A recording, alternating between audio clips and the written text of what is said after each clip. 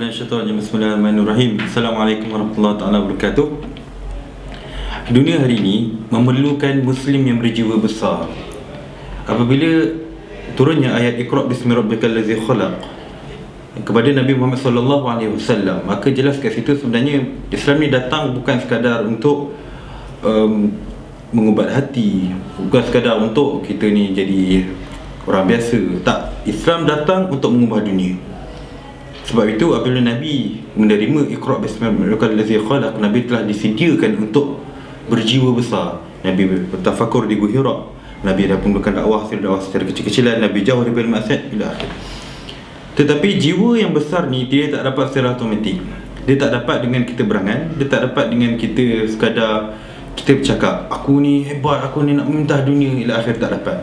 Tapi dia hanya dapat dengan takwin ad-daqiq, ataupun dengan pembentukan yang betul-betul tajam, halus. Di mana pembentukan tajam dan halus ni dia akan fokuskan, so akhirnya jiwa dia tu membesar sehingga kan ada masalah dunia, dia mengutamakan masalah dunia ni lebih daripada masalah peribadi. Ramai daripada kita jiwa dia kecil, masalah peribadi dia seolah itulah masalah dunia, kan?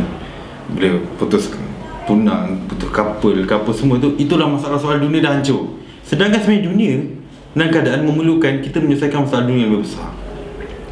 Dan hasil daripada takwin atau pembentukan tu menjadi jiwa yang membesar hanya boleh dapat apabila pembentukan tu disulami dan dikuasai oleh tiga anasir yang utama: imanun amir, takwin daqiq dengan amalan mutawasil.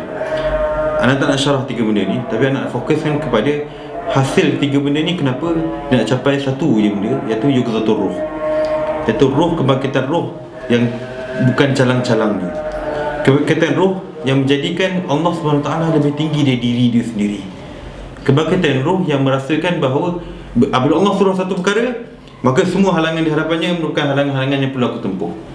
Maka tak kala itulah apabila meletakkan penghambaan kepada Allah SWT, jiwa dia mampu meletakkan Allah segala-galanya. Tak kala itulah akhirnya jiwa dia membesar dan membesar dan membesar.